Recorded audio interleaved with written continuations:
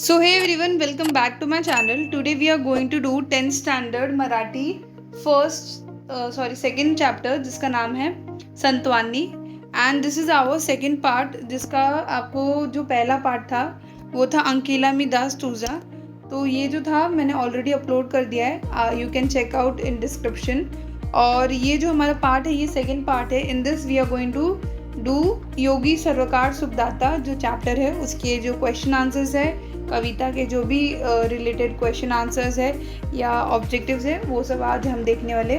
और साथ ही में ये वर्कबुक और टेक्स्ट बुक दोनों के लिए हेल्पफुल है क्योंकि I provide you a digest question answer which is helpful for your textbook also and your workbook also. If you use workbook, अगर आप वर्कबुक यूज़ करते हो तो आपके लिए बहुत बेनिफिशियल है ये video. And if you use text book also so same है। यहाँ पर अगर आप देखेंगे गाइज, सो जो हमारा चैप्टर स्टार्ट होता है यू शुड नो कि हम डाइजेस्ट के जो पर्टिकुलर जो चैप्टर स्टार्ट होता है वो लेफ्ट साइड से स्टार्ट होता है एंड कोई भी रिमेनिंग पार्ट अगर रह जाता है सो वो राइट साइड में दिया होता है। सो जो हमारा चैप्टर स्टार्ट हुआ ये है अभंगाचा शीर्षकाचा अर्थ। सो ये दिया गया है। फिर उसके बाद अभंगांची मध्यवर्ती कल्पना, सेंट्रल थीम, ऐसे करके। सो चैप्टर जो है हमारा पोएम जो है हमारा वो यहाँ से स्टार्ट हुआ है। ओके एंड अगर आप राइट साइड की बात करेंगे सो मैं पहले आपको बोलूँगी कि आप पहले लेफ़्ट साइड में वॉच कीजिए, फिर उसके बाद वापस से रिप्ले करके राइट साइड में ज़रूर वॉच कीजिए जिससे आपके डाउट्स बनेंगे नहीं और क्लियर होते जाएंगे।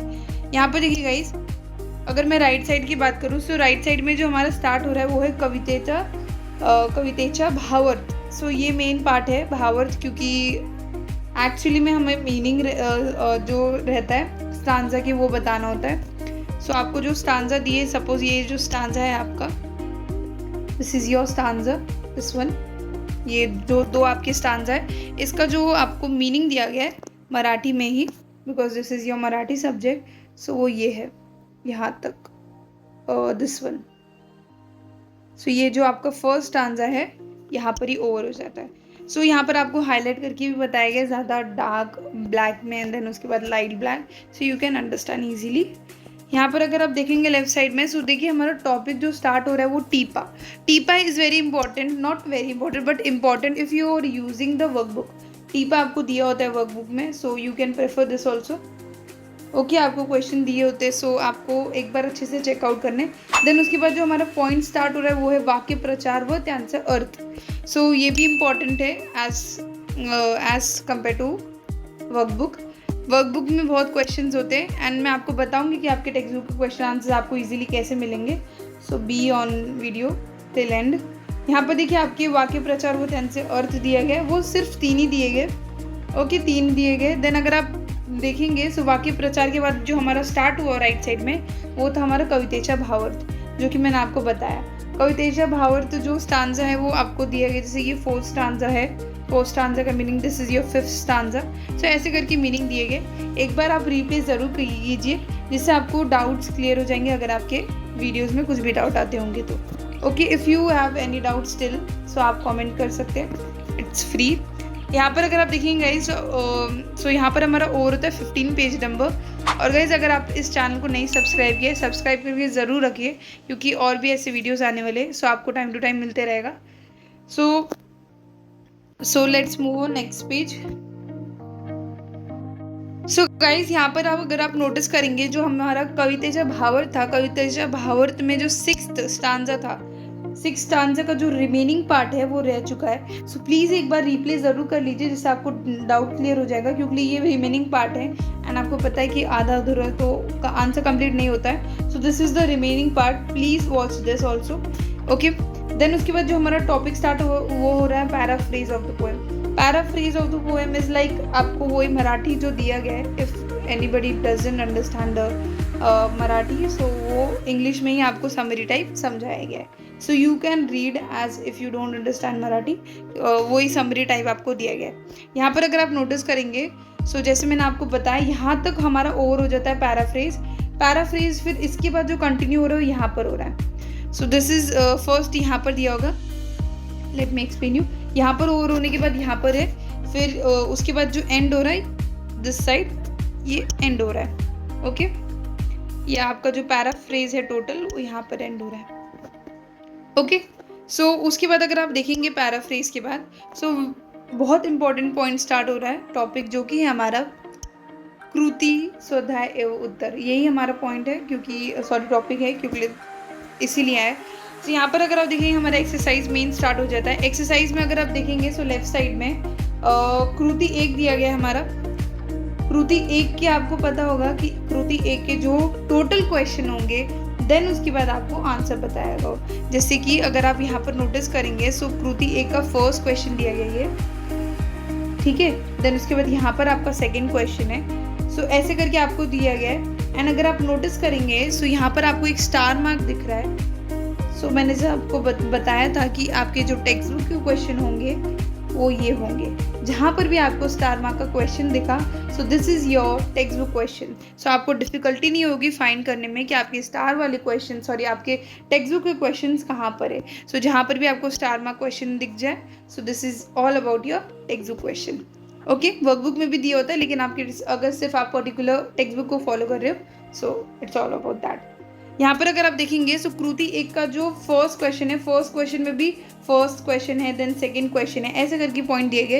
एंड मैंने जैसे आपको बताया कि आपके टोटल क्वेश्चन दिए होंगे कृति 1 के। जैसे कृति 1 का फर्स्ट क्वेश्चन था, देन उसके बाद आपका सेकंड क्वेश्चन जो है राइट साइड में यहाँ पर देखिए, क्योंकि कंटिन्यू पार्ट होता है लेफ्ट साइड का ही। यहाँ पर देखिए सेकंड क्वेश्चन दिया गया कृति 1 का, कृति 1 का second question, this is your. Then उसके बाद अगर आप देखेंगे आपको ये स्टांजा दिखता होगा, स्टांजा। ये स्टांजा के ऊपर टोटल आपका बेस्ड है क्वेश्चन आंसर, या ये जो आपके ऑब्जेक्टिव्स हैं, जितने भी आकलन है, ये आपके ये स्टांजा पे बेस्ड है। एक्चुअली में ये बताया गया है। ओके, यहाँ पर देखिए हमारा और होता है 16 पेज नंबर। एंड जो इसका आंसर होगा कृति 1 का, ये आपको नेक्स्ट पेज पे दिया होगा।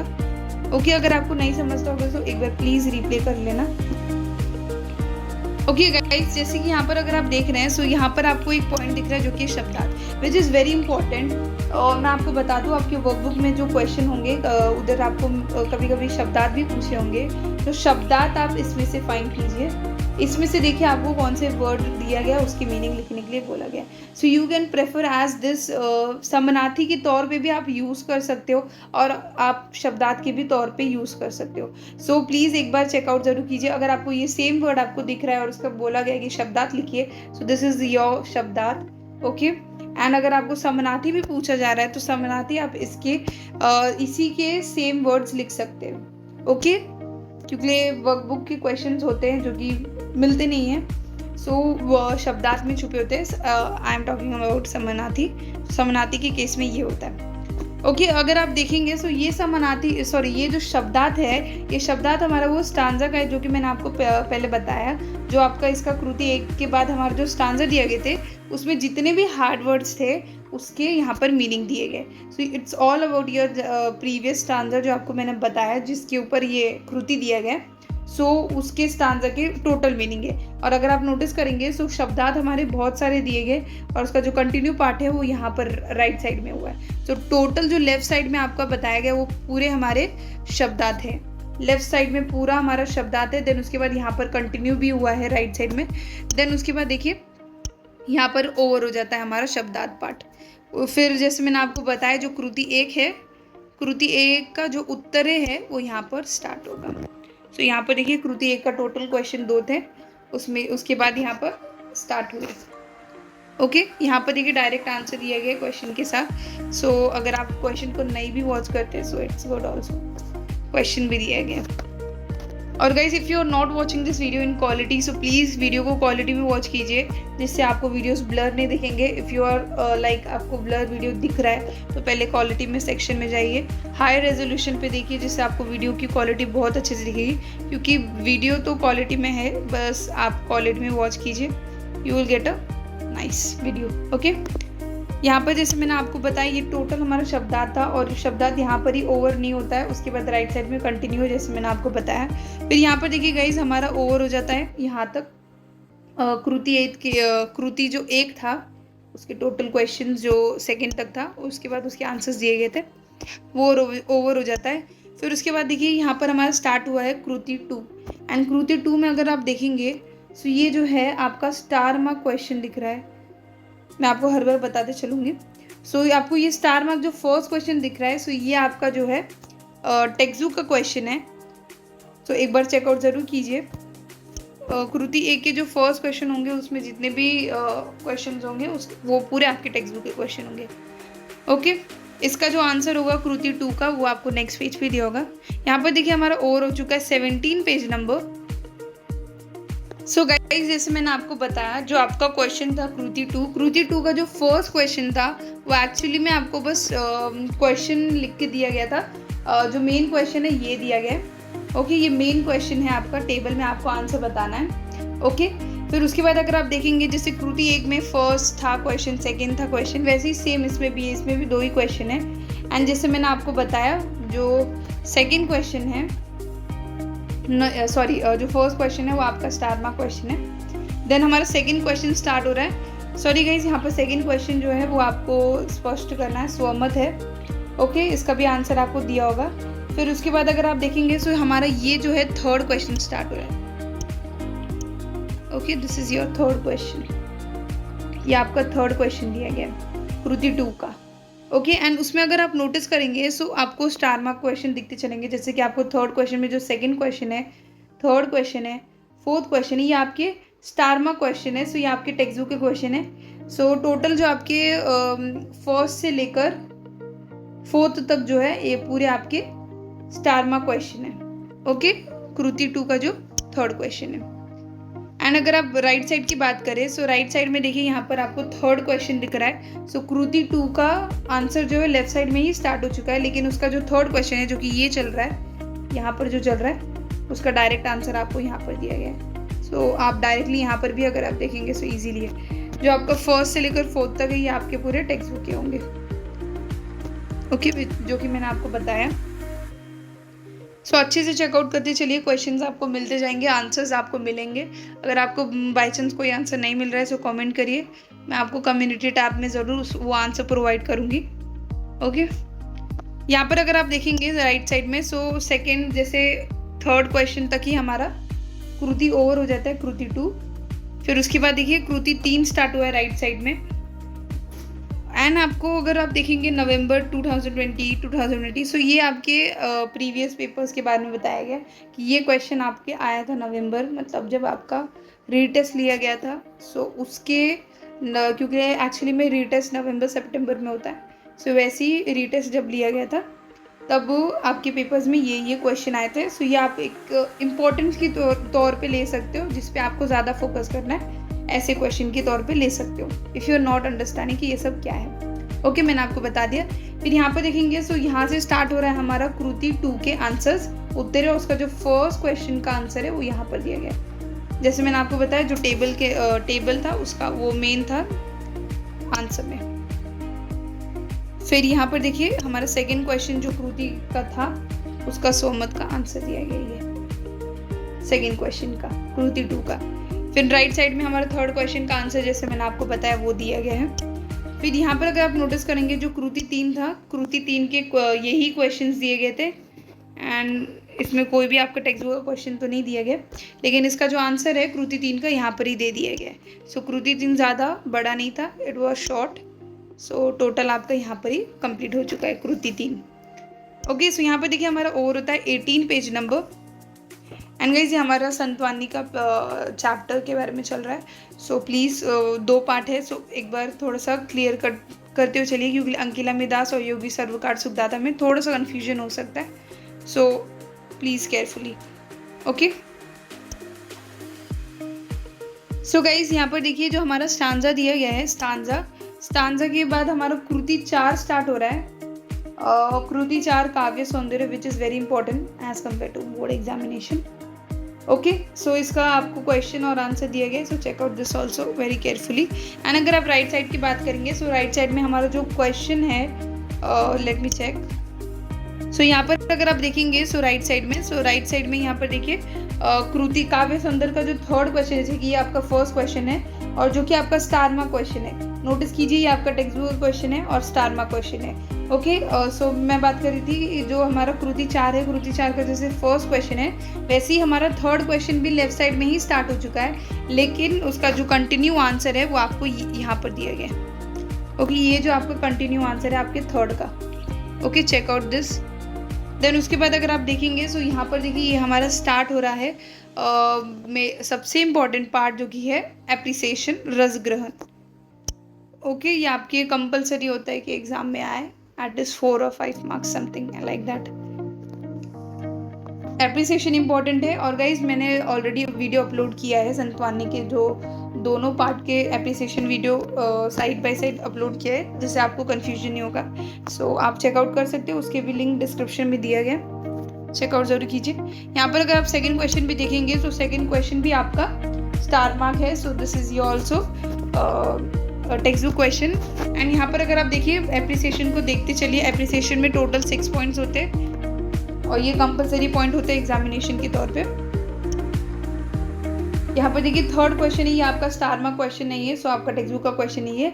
और जैसे मैंने आपको बताया, जो आपका थर्ड क्वेश्चन है इसका इतना ही आंसर नहीं है, इसका जो रिमेनिंग आंसर है आपको राइट साइड में टॉप में दिया गया है। Okay, so please checkout. अगर आपको नहीं समझ रहा है कुछ तो रिप्ले ज़रूर कीजिए, बिल्कुल भी डाउट नहीं आना चाहिए। If you have any doubts please comment also.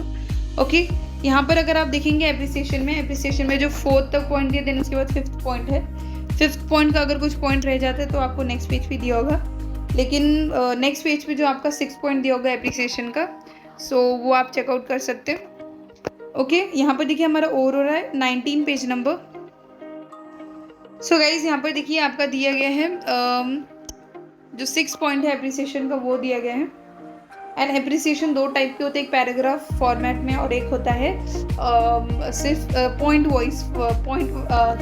Wise में रहता है। जैसे अगर आप इंग्लिश में देखे होंगे सो पॉइंट वाइज दिया होता है वो, एंड यहाँ पर भी आपको पॉइंट वाइज दिया गया और पैराग्राफ में भी दिया है। So both of is there. यहाँ पर अगर आप देखेंगे सो ये आपका स्टार मार्क क्वेश्चन है, रस ग्रहण पूछा गया था।